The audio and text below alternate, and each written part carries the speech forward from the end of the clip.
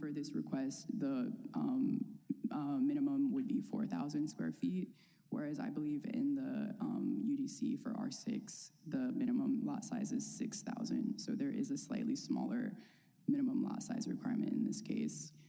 As you can see on the land use map, the property is currently vacant, and there are some residential uses to the south.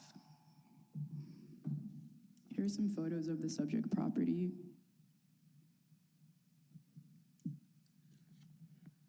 Here's the concept plan that was submitted by the applicant.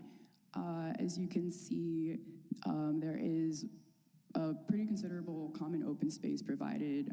There would also be a Class 3 landscape buffer along the entire perimeter of the site, which is a requirement in the code. That is the maximum landscape buffer that is required. And there would also be a pickleball court, formal open space, walking trails, and things of that nature. So in conclusion, the applicant is seeking approval of a residential plan development to allow a manufactured home park. This home park would be owned and operated by the same owners of the Memphis Jazz plan development, which is directly across the street from this location. And that was approved in phases in 2013 and 2022. As I mentioned before, the building regulations are consistent with the UDC, namely in terms of the minimum lot size requirement and setback requirements, with a Class 3 landscape buffer being provided. There would be a main access point on Thomas Street with an emergency access point from the Millington Road frontage on the western side. And the project will not have any substantial or undue adverse effect upon the adjacent property, character of the neighborhood, traffic conditions, parking, utilities, and other matters that affect public health, safety, and general welfare. So with that, we have recommended approval of this plan development with outline plan conditions, and those are going to be on pages 14 through 17 of the staff report. And that concludes my presentation, but I'm happy to answer any questions. Thank you. Thank you, Ms. Christian. Are there any questions of her at this point? Okay, we're ready for the applicant to make your presentation. Thank you again, Madam Chair. Josh Whitehead. I don't want to repeat Ms. Christian's presentation. We, together with my client, UHM, United Manufactured Housing, UMH, worked out some conditions that are in your staff report, and I thank OPD for their assistance on this case. Let me just share with you what I've learned about this company in my representation of them in the last couple of months. They've been around since 1968 and have never sold a property. In fact, they have had a long history in Memphis, and there's an image in your staff report, I think it's towards the end, maybe pages 31, 32, that include aerials of the site. The idea here is for us to mirror our project across the street. If you recall, Memphis Jazz, which is the development across the street, was devastated, destroyed by a 100, if not 500-year flood about 15 years ago, was rebuilt above the floodplain level. We went through the FEMA LOMR letter of map revision process, and now that is a model manufactured home community, and it has been so successful that, again, we'd like to replicate that, and this is it under development on the east side of Thomas Street. Number two, another thing that I've learned over the course of the last few months is these manufactured home parks, well, particularly the one proposed, it's a way to build equity. The lots themselves will be owned by UMH, but the buildings themselves are owned by the individual homeowners.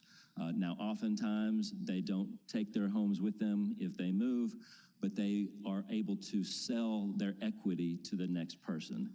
And it's a great form of housing and needed housing that serves for many people as a transition between rental and home ownership in a more conventional home.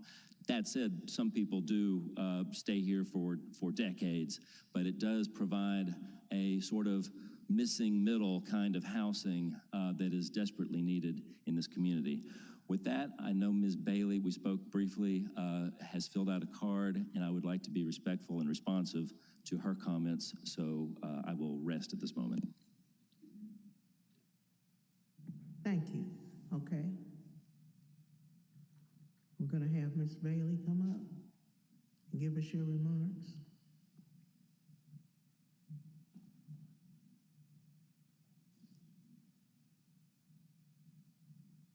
Give us your name and address, Ms. Bailey.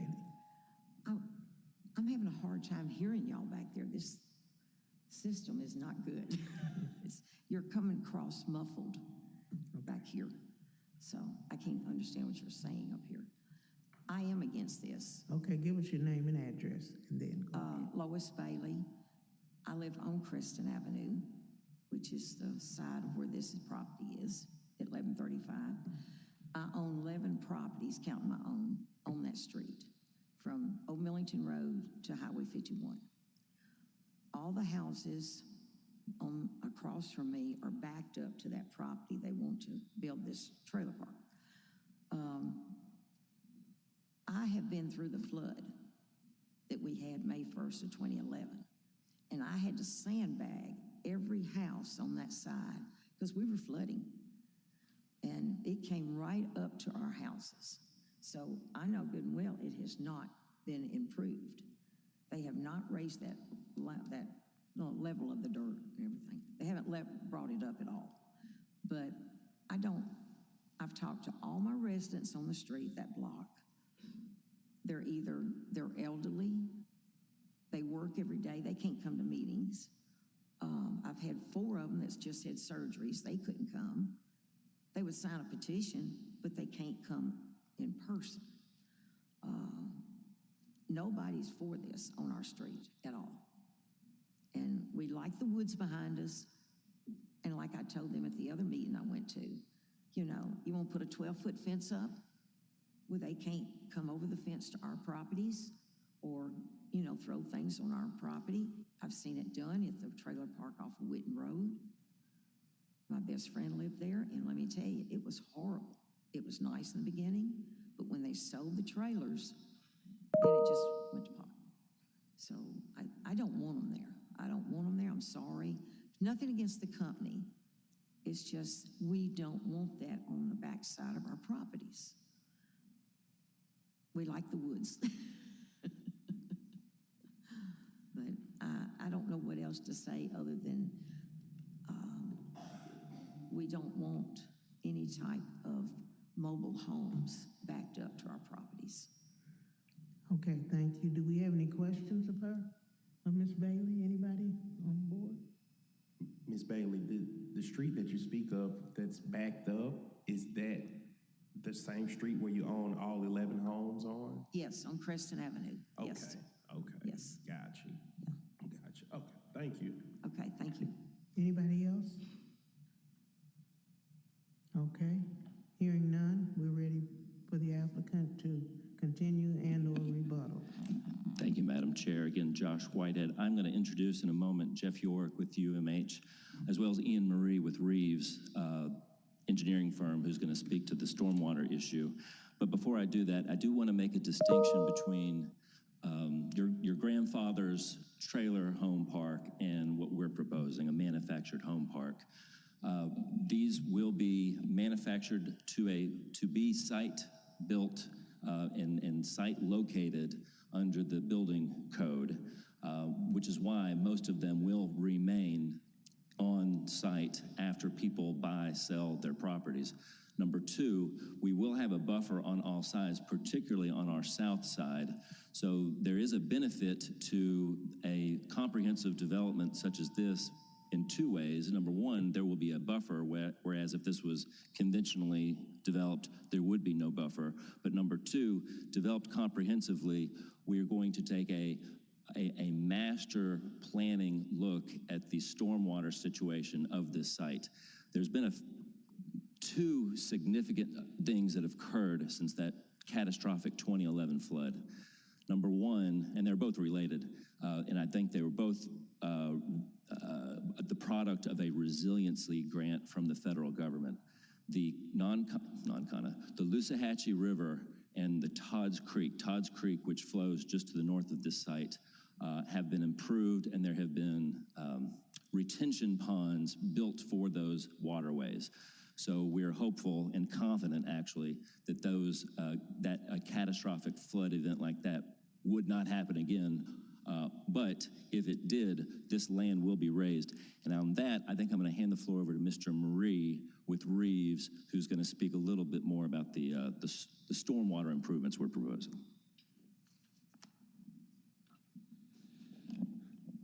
Good morning.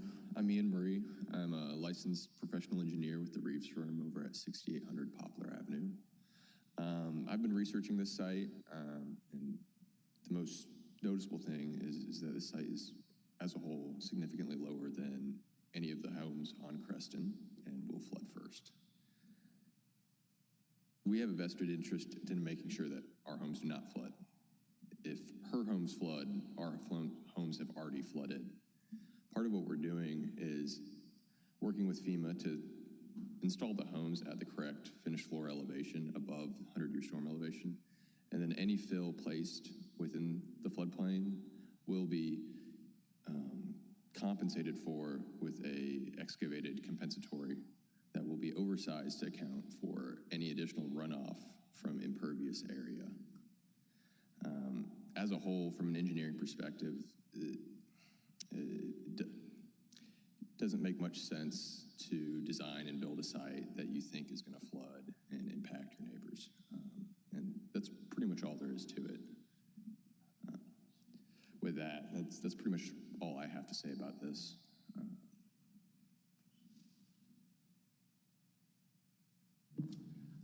Thank you, Madam Chair. I think I am going to introduce Jeff York with the company in a moment, but I did want to make two clarifications. Ms. Christian did mention that the minimum lot size in the R6 district is 6,000 square feet, hence the number R6. But for manufactured home parks, it is 4,000 square feet, which is what we're proposing and matches the development across the street. And I know there's a disagreement between maybe myself and people who precede me and DPD going forward with regard to planned developments. I view planned developments as a form of rezoning. We are assigning this property through the planned development with the RMH zoning district, which is why I see it as meeting the code, because we're requesting through a planned development a particular zoning district. But that's really just semantics. Number two, during the neighborhood meeting we did, there were a husband and wife who attended that live on the street to the south, and they did express support. Now, whether that support was expressed verbally to me and maybe changed afterward, but I did want to point that out. And with that, Mr. York has a few words. Good morning, I'm Jeff York with the UMH Properties. I'm the VP for engineering for the company. I just add to what's been said, UMH has been in business since 1968. We have 145 communities now in 12 states. As mentioned, we have never sold a property, and it's our intention to own and maintain this, operate this property indefinitely. Other things to add, we're proposing this to be a gated community like Memphis Blues across the street. In addition to the gates, we also have a full-time security officer who patrols the property along with video cameras and monitoring. So we take our residents' safety very seriously.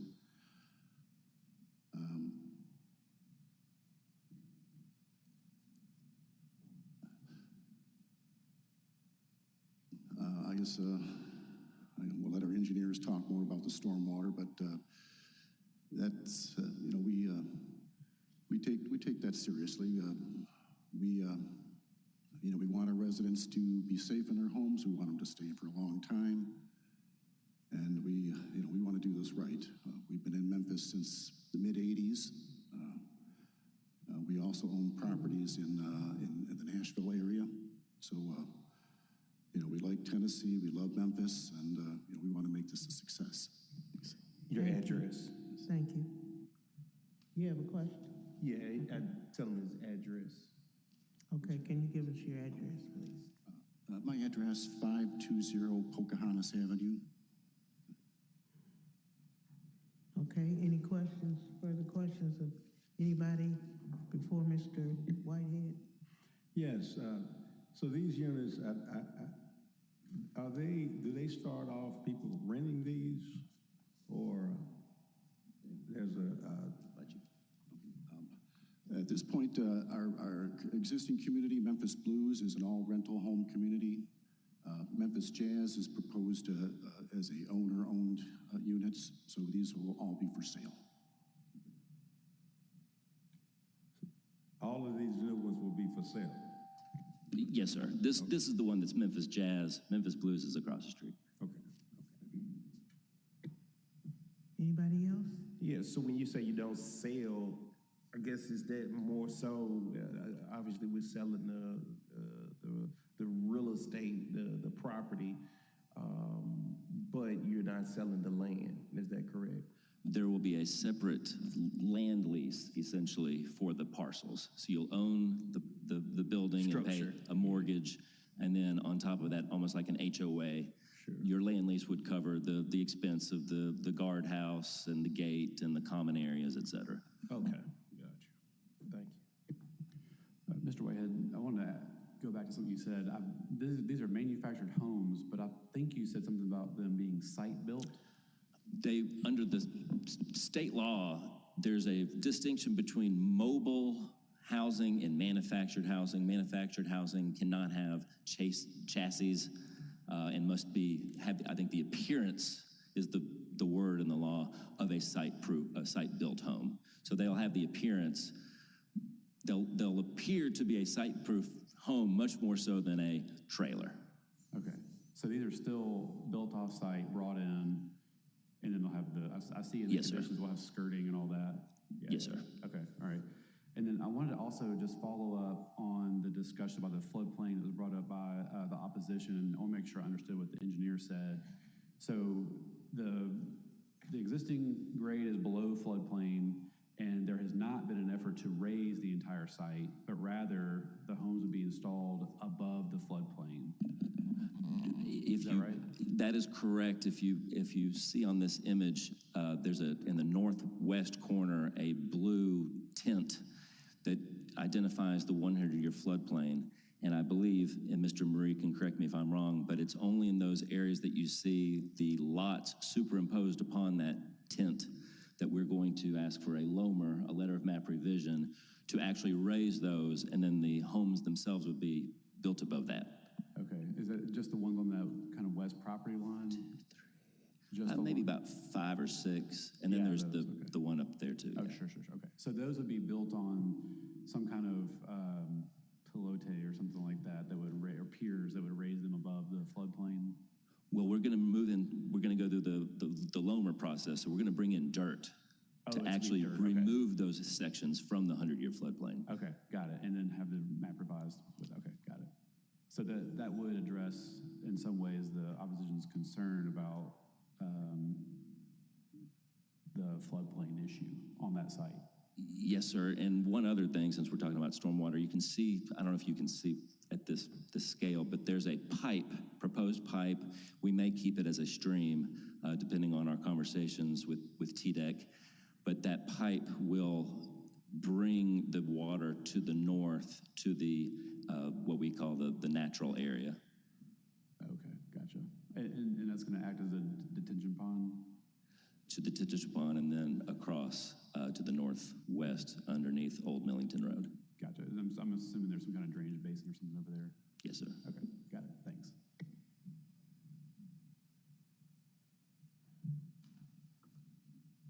Okay. Is there anything else, Mr. Whitehead? No, we just respectfully request your approval. Okay, thank you. No further questions? Okay, hearing none, I'm gonna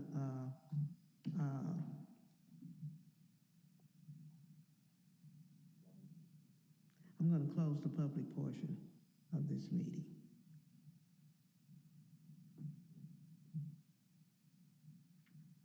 Can I get a motion?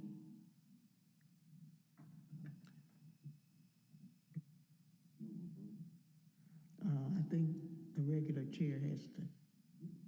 Oh, okay. Go ahead. Okay. So we do have. Yeah, motion. Okay.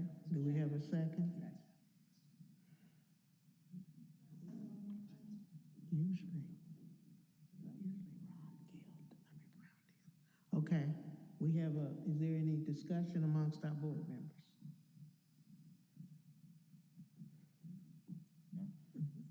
No discussion? Okay, I assume we're ready to vote, and we'll vote individually. Yes, Madam Chair. Mr. Winter? Yes. Mr. Thomas? Yes. Mr. Norman? Yes. Ms. Wilbanks? Yes. Mr. McKinnon? Yes. Vice Chair Lyles Wallace? Yes. And Chair Sharp? Yes. Motion carries. Thank you. All right. Okay. Madam Chair, our next case is item number 11, SUP 2026-011. Is the applicant present? Can you come up and introduce yourself? Give us your name and address. Thank you. My name is Robert Grant. I'm the attorney for AT&T, and my address is of record in this application. But it is Shepherdsville, Kentucky. Okay. Thank you. We're going to hear. Good morning. Mahsan Ostadnia with DPD. This is SUP 2026-011. The applicant is requesting to have a cell tower in a parcel that currently belongs to a church. It is located in Commission District 12. We have sent a total of 292 notices, and we have received a few oppositions. It is located in R8 zoning district, and the surrounding land uses are single-family residentials. Here are a few pictures of the site. And as you can see, the proposed area, it approximately contains 5,625 square feet of the total land. And the applicant is proposing a 155-foot cell tower, and it meets the UDC requirements regarding the height, and also the distance from the nearest single-family residential is 185, and the UDC requires 150 feet. We believe this is in harmony with the purpose of the UDC, and it's not dangerous or detrimental to the public good. Hence, we are approving it with 3 conditions. Here are the list of the conditions, and that concludes my presentation. Happy to answer any questions. Okay. Any questions? Okay, hearing none, we're ready for you to make your presentation. And then we do have opposition. You have 10 minutes. Thank you, Madam Chair. Could you pull up my presentation, please? Once again, my name is Robert Grant. I'm the attorney for AT&T. I want to thank you for hearing this morning. I want to thank your staff for all their hard work on this project. They've been wonderful to deal with. We're notified that they recommend approval of this project. We accept the conditions of their recommendation. Could you go to the next slide, please? And we just covered that. I'd like to speak for just a few minutes about the need for this facility. Your comprehensive plan acknowledges the need to update infrastructure and establish broadband to meet the needs of the community. Both Congress and the state of Tennessee have enacted legislation to promote wireless infrastructure deployment, which is what this is, of course, with the goal of facilitating robust wireless coverage for consumers everywhere. Mobile broadband use is driving more innovation and expanding access to public safety. And I'd like to talk a little bit about public safety. Can we see the next slide, please? In 2022, it was reported that Americans used over 73 trillion megabytes of mobile data. The applicant's ability to meet the demand depends upon the infrastructure that supports these services. If I can see the next slide. Basically, in the 3 years preceding 2022, this number doubled. Next slide, please. It more than doubled. And since 2010, it was 96 times higher. What this means is that we now use our mobile devices for more than just a voice call. As we all know, there are computers in our pockets. We use them for text messaging. We use them to do our banking, to make a purchase from Amazon, to watch a video from Netflix. All of that data gobbles up bandwidth. Data takes up way more bandwidth than voice. What that means is that if you compare it to the to a landline, if everybody's trying to make a call at the same time, the system doesn't have the capacity to handle all of that traffic and it locks up. This data, all this data flowing through our wireless network does the same thing, even to a much greater degree. Can we see the next slide, please? Where this ties into public safety is that approximately 70% of all 911 calls are placed with wireless phones, and that percentage is growing. Next slide, please. Did we skip one? Oh, we didn't. Never mind. I'm sorry. That's okay. This tower is going to be designed for FirstNet responders. This is a designated line that AT&T has that only first responders use. This is the brainchild of the 9/11 Commission following September 11th. What happened was that when those buildings came down, everybody was trying to call in and trying to call out to communicate with their loved ones. When we go back to the capacity of the system, that overloaded the capacity of the system, and all the first responders, the EMS, the police, the fire, all of those folks that were in the area trying to respond to this emergency couldn't communicate with one another. They were trying to use their cell phones to coordinate their efforts. Can we go to the next slide? What FirstNet will do is it will give them a designated line to do that in the event of an emergency.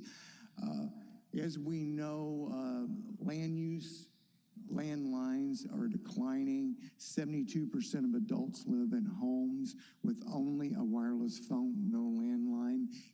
Almost 82% of all children live in homes with only wireless phones. Next slide, please. What this means is that for public safety, to make make those emergency 911 calls, for first responders to have the ability to communicate with each other. We need reliable service and blanketed across this community. Next slide, please. But we don't have that in this instance. Our radio frequency engineers, in response to customer complaints about drop calls, about data not going through. Next slide, please. This is what the service in this area looks like. The green is what we're looking for. That's the existence of nearby cell towers. As you folks probably know, our network looks like a honeycomb, and all these cell sites link together. This blue area is the area with unreliable service. This is where we're proposing a new site. In this area, you can't get calls through on a reliable basis. You can't make that emergency E911 call if you need to make it. Next slide, please. The green here, as you can see, and that what this site will do is it will fill that hole and give this area of Memphis optimal, the very best service that they can possibly have, including the FirstNet access for the first responders. When they need to make that E911 emergency call, it can be made, and that would be for both personal safety and for the safety of property. This is not something to take lightly. I did a hearing last year in Nashville area, and a county commissioner stood up, spoke in favor of the application, told a story about a constituent who had been in an automobile accident and could not get a call through, a 911 call through to get help. So it is critical, it is absolutely critical for public safety that we have reliable service in this area. Next slide, please.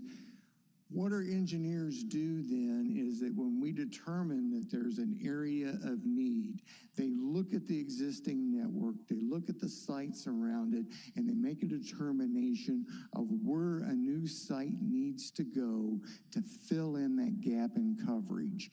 This map here is a map that they create so that our site acquisition team can go out and find a suitable location to fill in this gap of service. First thing they do is to look to see if there are any tall towers, tall structures in the area. As you can see, looking in this area, this is a highly dense residential area. This creates a lot of challenges for us because residential areas are historically the areas of the highest usage. You got homes with 2, 3, 4 phones in them, and so you've got people in each home, in all of these homes, on their phones, texting, on the internet, transferring data. So this is the challenge that we're faced with. Very, very difficult. We have to be in this area to serve this area. We can't go put the tower outside of that red area and still meet the service need. If we move outside of that service area, as you saw from the service map earlier, we get too close to an existing site and they interfere with each other, and that actually degrades service, like an FM radio station late at night when you're traveling and you get 2 stations bleeding through each other, interfering with each other. So this was what our team was faced with, and next slide, please. So what they do is they... 1 minute, Madam Chair. Pardon me, am I running out of time? Am I out of time or almost out? You got 1 minute. 1 minute, okay. So they go into the area, next slide, they contact all the parcels that are suitable after looking at your ordinance. Next slide. Your ordinance recommends an institutional use in this zone, and that's defined as something like a church. So that's what we did. We looked at the churches. Next slide. There were 4 churches in this search area. 3 of them didn't respond. Next slide, that left one parcel, one church. In this search area to meet this need, that's 11-acre parcel, as staff has already pointed out. It meets all the setback requirements. This proposal meets all the requirements of your zoning ordinance. And I'll stop talking. I think that means my time's up. Thank you. That's correct. Do we have any questions of him at this point? Yes. Yes, sir. So I want to make sure I understand. I understand the opposition out there. I've actually been here before I was on this body opposing one near my home. So the residents, you said this will be exclusively for emergency services, right? No, this site will do both. This site will improve coverage for every customer in this area. It will also radically improve emergency service. I want that clarification because I thought I heard you say exclusive, meaning we were putting that there just for, because I'm trying to help with, it'll benefit the residents there when they're just using their smartphones for whatever they do to get better coverage if you have AT&T. Right? Yes, sir. Not only for their safety, but for their convenience, and that's what we're talking about, their convenience. They're going to get radically improved cell service. They're going to get the very best that AT&T has to offer. And in this tower, will other carriers be allowed to mount on this tower for people that use Verizon? Yes, or sir. Will it just be AT&T? Yes, sir. We have agreements. This tower will be owned by AT&T. We have agreements with all the other carriers. And what we do is we go on their towers, they go on our towers. We don't exclude anyone. As per your ordinance, the tower is designed for that, and we will allow them to be on the tower. Yes. Thank you. Anything else? Any other questions? Okay, we're ready for the opposition. I think we have about 7. You have 10 minutes, and you need to make sure you're not repeating yourself so everybody can get their information in. Give us your name and address. Opposition, we're ready.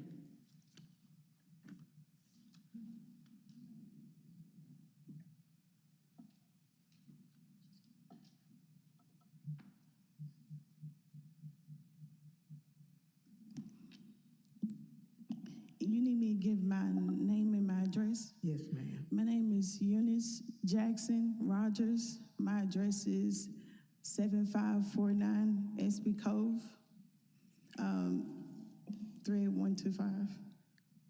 Okay, go ahead. Y'all want to come over too? I was gonna do, okay, good morning. Again, my name is Eunice Jackson Rogers, and I'm a proud resident of Richwood Homeowner Association. Thank you for allowing us to speak today. We're here because we love our neighborhood and we respect the need of a reliable wireless service, and we believe that there is just a better location for this proposal of a 159-foot tower. We respectfully ask that you deny the SUP 2026-011 or request that it be relocated to a lesser instructive site. We're not, our motto is for our association, we believe our homeowners should have a voice to make a decision and affect where we live. We are here because we want to participate in that respectfully, and we want to offer other solutions for this location to be built. On slide 3, sometimes in our community we oppose that the label, we call it NUMNY, and it's basically just not in my backyard. And that's not what we're opposing today. We're just saying, we just believe we can present this at a different location. Our concerns are about fairness, compatibility, property values, whether less instructively that it can exist somewhere else. We support technology. We simply believe it should be placed somewhere else that's less impactful for our residential neighborhood. And I'm gonna let my other neighbors speak at this moment. Thank you. Thank you. Thank you. Good morning. My name is Dr. Celeste Williams. I live at 7583 SB Cove. It would be right down from the church. So when this first came out, we established our neighborhood association in 2013. We do not have a homeowners association, but we wanted to make sure that we would keep an appealing neighborhood and that we would keep our property values up. And so that's why we developed our neighborhood association. And we've always worked very closely with the county and with the sheriff's department. So when we first saw this SUP, I have a background in, I'm a scientist, and so I have a background in data collection and data analysis and risk-benefit analysis in the medical device industry. And so I went for the data. That was the first thing I went to see. What does the data say? Looking at what some appraisers and realtors were saying, they're like, oh, it's gonna be a 70 to 10% impact. It's gonna be a 15 to 20% impact. The carriers, providers were saying, oh no, it's gonna be maybe 1 or 2, 3% impact. So I started looking at the data. If we had more time, we would have gotten together a strong market report for you and more money, because I checked with a couple of places and they wanted like $10,000 for a market report for us. So I went to the published data. I only looked at data in the last 10 years, only looked at data in the United States. And I also looked at some of our local market data. I looked at the Hickory Hill community and I looked at the Collierville community. And so with that data, I was able to plot this forecast curve to let us know how far do you have to be away from a tower in order to see an impact on your property value. And so we saw, I looked at the home that it's gonna be 185 feet away from the tower. That's property line is the closest. And at that distance, there could be a 9.7% loss for that property. That's $32,000. That home was purchased in 2006 at $390,000. It is just starting to recover its value, right? I did get this analysis from a realtor. I was like, yeah, it's just starting to recover its value. That homeowner can risk losing $32,000. So I went, well, let's just look at all the neighborhood homes out to 1,000 feet. And so I didn't even go out to 1,000. I only went out to 800 feet. And I didn't look at properties that were maybe 2 blocks away, even though they were still less than 1,000 feet. So I looked at the 3 main blocks. These were the blocks that were developed among the last in the development. That was SB Cove, Stonington Cove, and Kildare Cove. So for those 50 homes, we risk losing $1.3 million. Those homes are less than 1,000 feet from the tower, from a massive industrial tower. That's $1.3 million in equity and generational wealth. So, neighborhood aesthetics. We love our community. It's a beautiful place. We only have 2 green spaces. One is the Girling Creek, and the other one sits by the church. And you can see it's a lovely green space, but it always had a problem for us. It has an incline on it, which causes a lot of flooding. We worked with the county engineers often on this, like, what can we do about this flooding? county engineers told us, you know, that it was a grading problem at the church, and that's what was causing all the flooding in our backyards. Only thing the homeowners could do, we could put a retaining wall or we could do French drains. That was our only thing that we could do. Oh, can you go back more? Another thing about the aesthetics, this base station will sit less than 200 feet from the residential street on Stonington. As you can see, there is no northwest greenery. So just driving down this residential street, you're gonna see this tower. Other towers I've seen that are on church properties, they are about 700 feet away from the street. So they're easier to be, they're less visibility. This could be more visibility with this tower.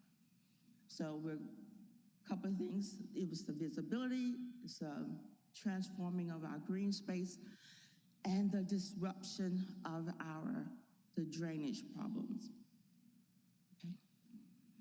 So zoning. I started this early going, the zoning in Shelby County should be 1,500, and then we were going to 185 feet, and then I found out UEC allows 150 feet. That seems pretty close, but okay. The other thing was the fall radius. It sits at 0.86%. Usually, you know, 1 to 1. Anything above 1 is seen as a safety hazard. They didn't seem to take into account the elevation, and I didn't see that in the report, and maybe the lawyer can help us with that. Is there an elevation difference between two on that fall radius? Excuse me. I just want you to know that we only have 1 minute and 15 seconds left. Okay. And you got four other people that This is my last slide. Okay, but 4 other people have to. Okay. Okay. So for my last slide, we were looking at the fact that this was going to be a tower, a massive tower for a small coverage. And I started asking, what's going on in the communities? We know we need reliable communication, but do you put a tower between every tower? It's like every half mile, will there be a massive tower? So when I looked at our areas and I looked at our neighbors, and I saw there's a problem. They are not putting massive towers in all communities. They have other solutions for other communities. Thank you. Thank you. Just a minute. Now, we only have 1 minute. You only have 1 minute for 4 people, so y'all got about, you know what that adds up to. Okay. There are alternatives. I'm sorry, my name is Tyranny Matthews. My address is 7560 SB Cove. My backyard is adjacent to the property that you saw in the pictures there. And the flooding is real. I mean, we had to pay $6,000 for a drainage ditch in order to help run that, for that flooding. The church, and that came from the Shelby County engineer that came out a few years back to told us that the church property wasn't graded properly. If they put a massive cell phone tower on that property, we're wondering what would that do to the current problem of soil erosion and flooding that's going on back there. Shelby County engineer I didn't see a report from them in the AT&T report, and I think this needs to be tabled until we can get Shelby County engineer out there to look at that land to see can a massive cell phone tower be placed there.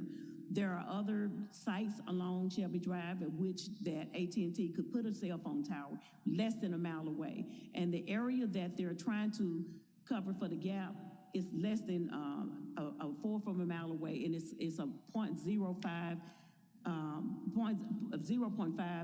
mile area that they're having a gap in coverage, and they want to put this huge tower up to cover that. They could put a smaller cell phone tower that they're using in Collierville and Germantown. AT&T has not gone out there and asked for a massive cell phone tower to be approved, only in minorities and low-income areas. Okay, thank you. Your time is up, and we do not have time for the next 3 speakers.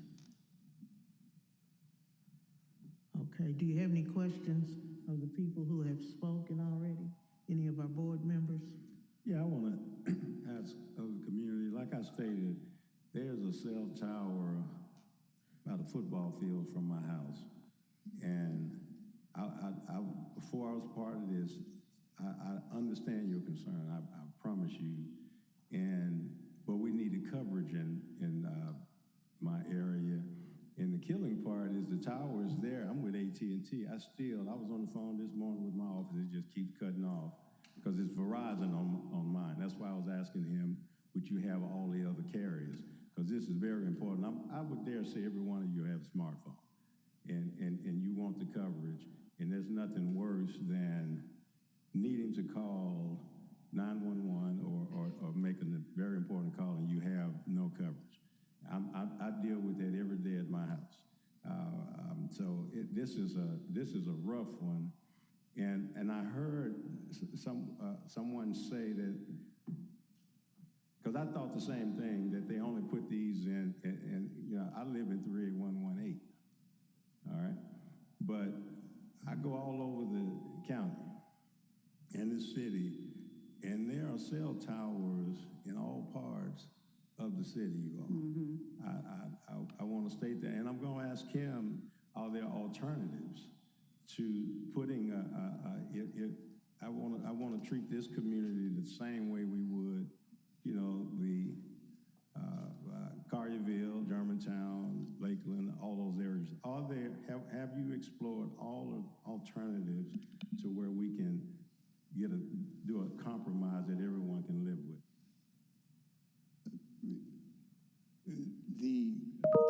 To serve this neighborhood, we have to be in that search area, that map that I showed you. We have to be in the neighborhood. I'm not talking about alternative locations. Okay. I'm saying on that location at that church, can you put something smaller that will provide the same service?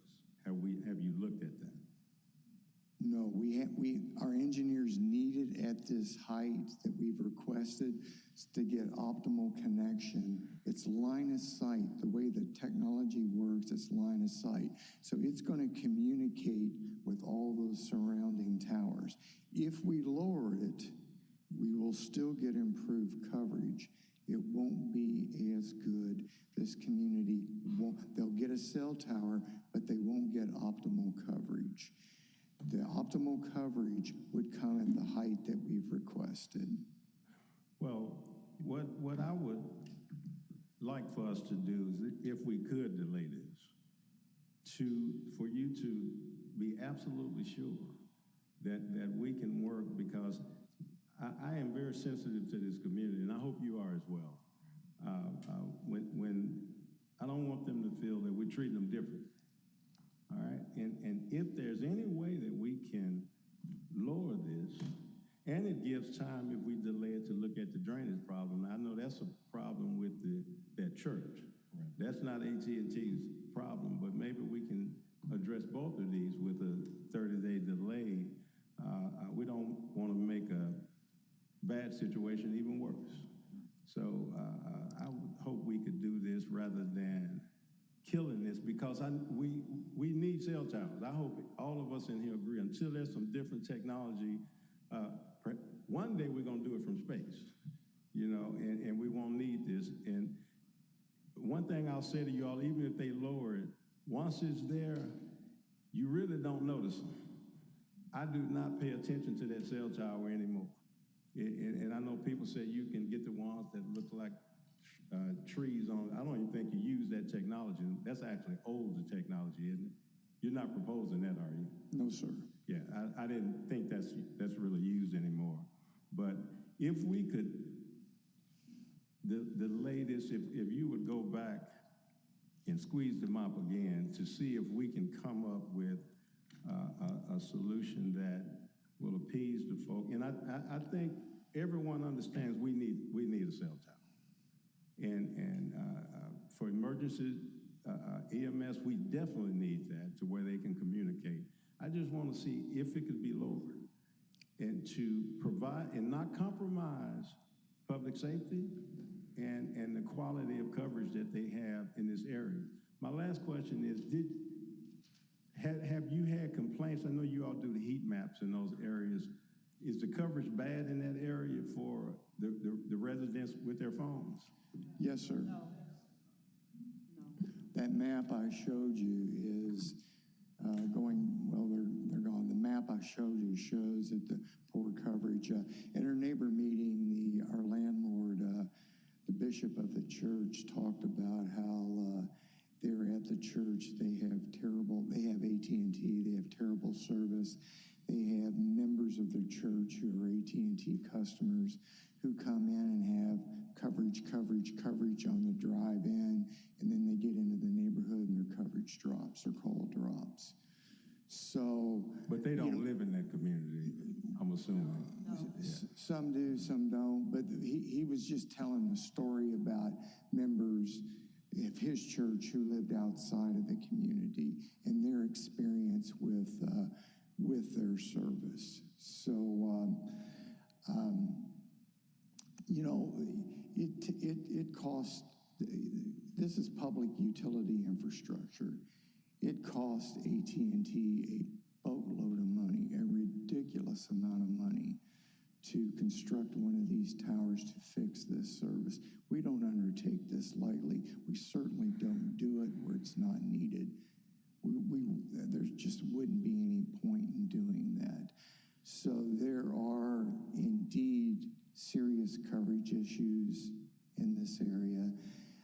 As far as the water runoff, this cell site will have, it has a tiny footprint. It's going to have virtually no impact on the existing water runoff conditions. It just won't. It has a tiny footprint. And finally, in terms of the height of the structure, I can go back to them. I will do whatever this board directs me to do, but I will tell you, we've already looked at this issue, and the engineering report that's filed in the record makes it really clear that it needs to be at this height. I already had this conversation with AT&T. This is a residential area. Can we shorten this to minimize the impact? And this is the height that these engineers need to provide this area with optimal coverage. So, we have one more question. Yes. Mr. Grant. No, go ahead. Okay. Mr. Grant, just a quick question. In terms of the equipment that you guys use, there is not an alternative to an actual cell tower. Is that correct? That's correct. We've already, what we do before we ever even propose a cell site, our engineers tweak antennas and tweak equipment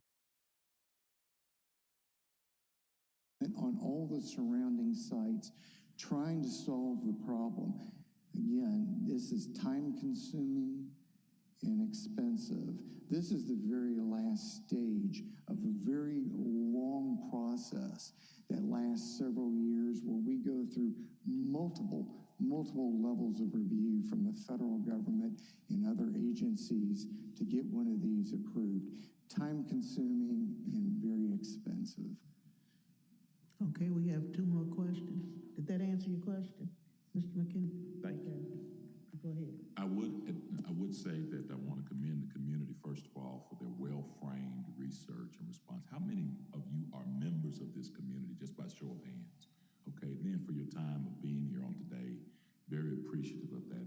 I agree with my colleague. If you can find a way to delay and fix some of the issues that are underlying concerns that may have even existed before this application was framed, that would go a long way towards helping get to a solution.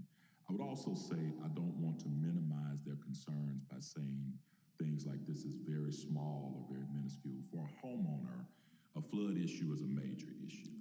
For a homeowner and a resident of a community, you're talking about a lifelong investment. You're talking about hard-earned equity, wealth building, many things that they have pointed out in their presentation.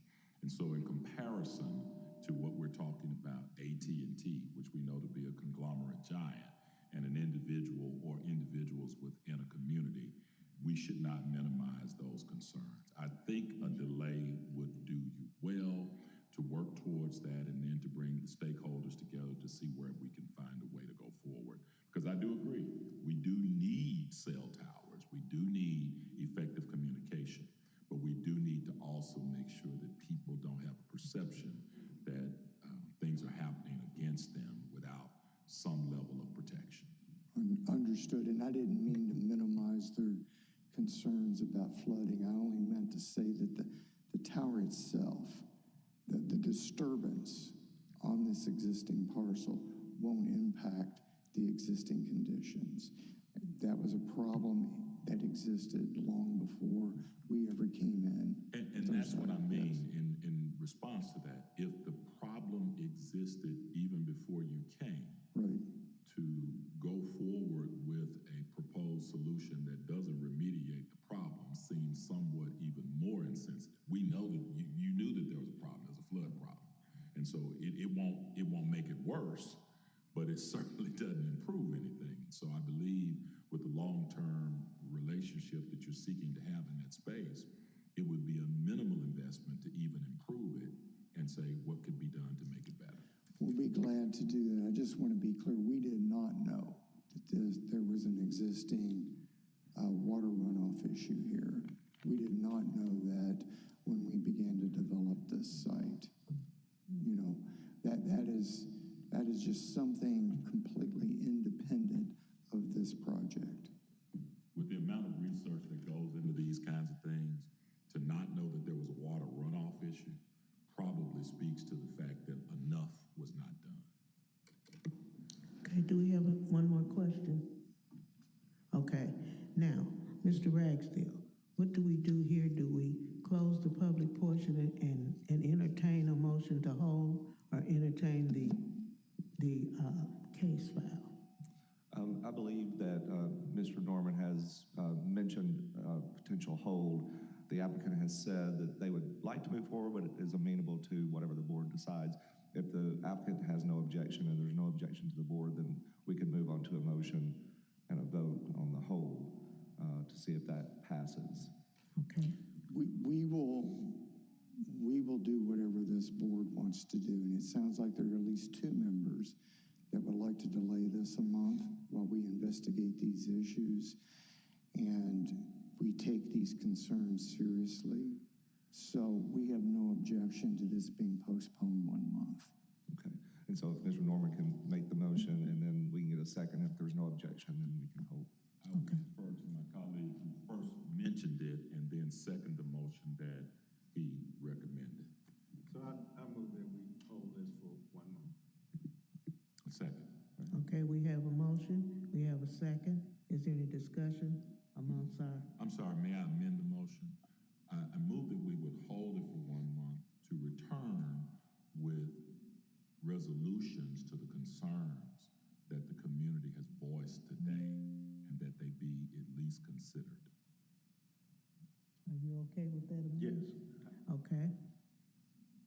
Now, is there any further discussion? Madam Chair, I'd just like to add one more thing to the applicant. The question I was going to ask, and maybe there's time now to do this, I would like to hear some response back to the neighbors' concerns about what other communities are seeing in terms of the height of the towers and things. I think that needs to be addressed too. Are there other options? Can you consider multiple sites at shorter heights? Things like that. I think that needs to be addressed too to make sure that there's no disparity there. Yes, sir. Okay, we have a motion that has been seconded. Is there any further discussion? Okay, hearing none, I assume we're ready to vote. That would be individual. Well, with no objection, then Okay. we can hold. Okay, then motion carried. Thank you. Thank you. Okay, we have one more, number 4. Yes, Madam Chair. And so number 4 will be a brief presentation on ZTA 2026-002.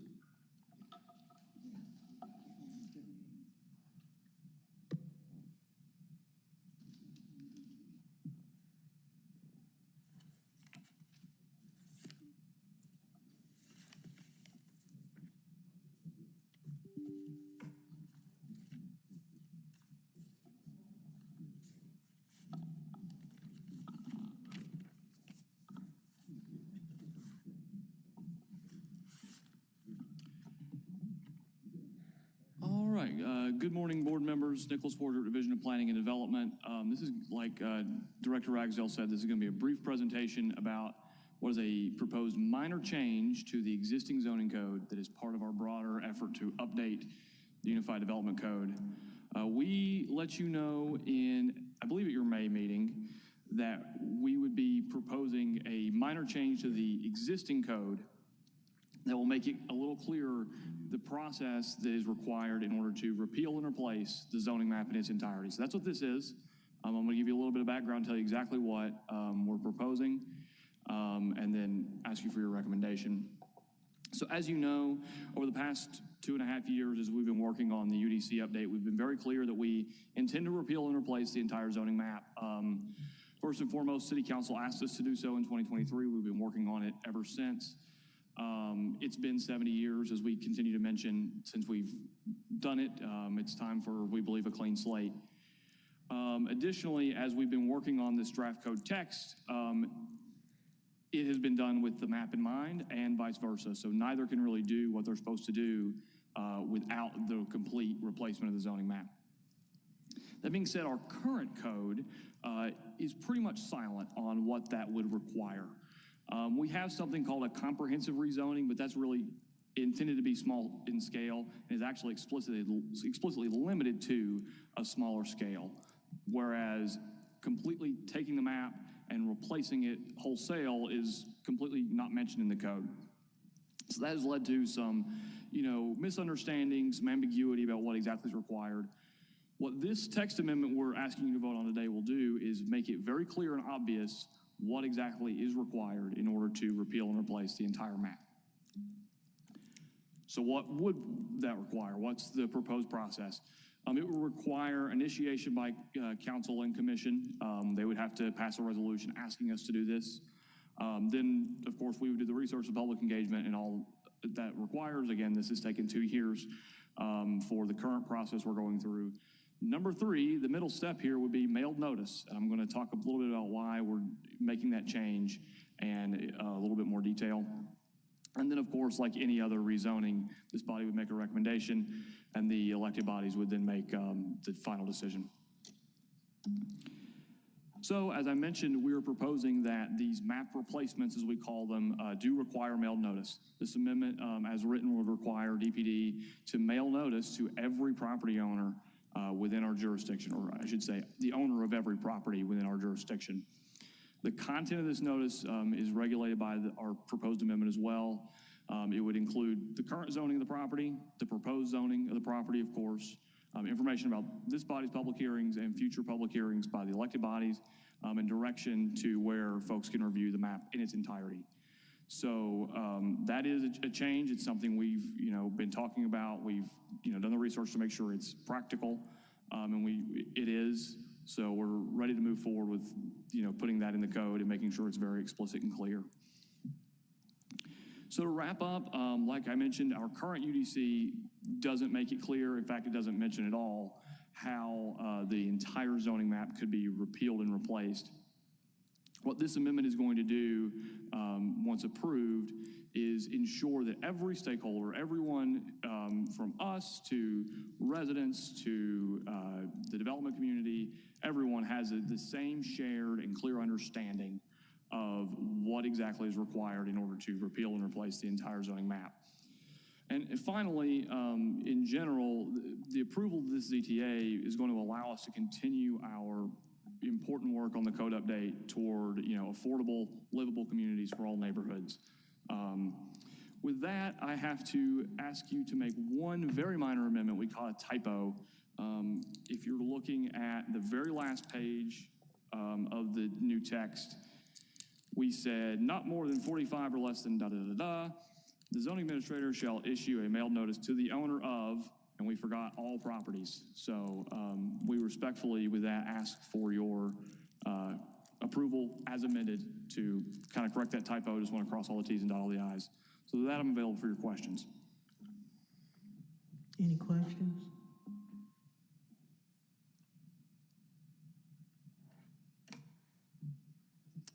Okay, hearing none, where do we go from here, Mr. Ragsdale? Yeah, so Mr. Thomas has had to step out for a second, so we would just need a motion and a second, and then a vote or any discussion that there might have, so. Okay. All right, so as Mr. Thomas is driving and he can hear us, I'll talk slow so he'll officially be in his seat. As he's gotten older, his steps have gotten slower. I'd like to move that we would take the recommendations of staff